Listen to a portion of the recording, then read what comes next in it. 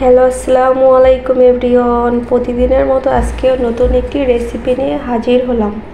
আজকে শেয়ার করব পোয়া মাছ ভুনার একটি রেসিপি। তো রেসিপিটি করার জন্য আমি হলুদ আর লবণ দিয়ে মাছটাকে মাখিয়ে নিচ্ছি। মাছটা আমি আগে ভেজে নিব। সামুদ্রিক এই পোয়া মাছটা ভুনা করলে অনেক বেশি মজার হয় খেতে। তো এখন কড়াইতে আমি তেল দিয়ে দিচ্ছি মাছটা ভাজার জন্য। তো তেলটাকে আমি এখন একটু নেড়ে দিচ্ছি যাতে মাছটা লেগে না যায়। সবাই পুরো ভিডিও জুড়ে আমার সাথেই থাকুন। তেলটা আমার গরম হয়ে গেছে, এখন আমি মাছগুলো দিয়ে দিব। তো মাছগুলো দিয়ে দিচ্ছি একে একে।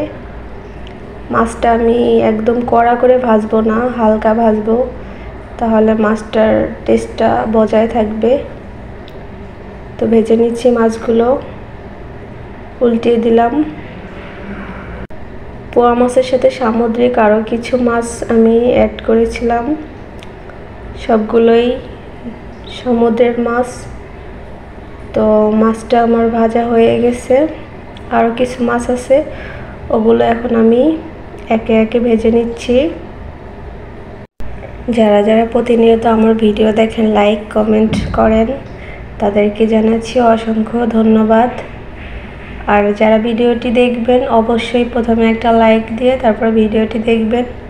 তো মাছগুলো আমার ভাজা হয়ে গেছে, এখন আমি পেঁয়াজ কুচি দিয়ে দিচ্ছি ওই তেলের ভিতরই। তো পেঁয়াজটা এখন আমি ব্রাউন কালার হওয়া পর্যন্ত ভাজছি।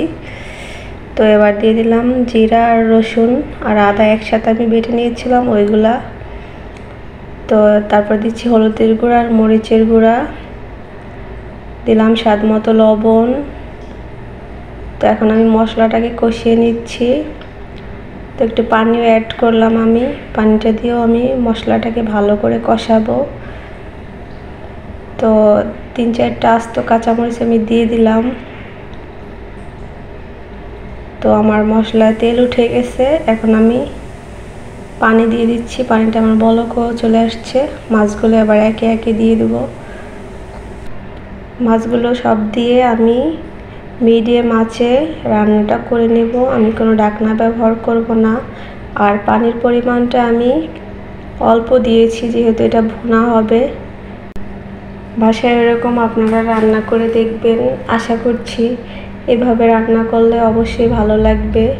তো আমি আমার নিজের মতো করে রান্নাটি করলাম।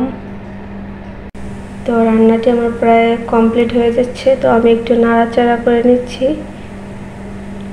তো লবণের পরিমাণটাও টেস্ট করে নেবেন ঠিক আছে কিনা। দেখতেই পাচ্ছেন রান্নাটা দেখতে কত বেশি লোভনীয় লাগছে। তো আমার রান্নাটা কমপ্লিট, এই যে আমার রান্নার ফাইনাল।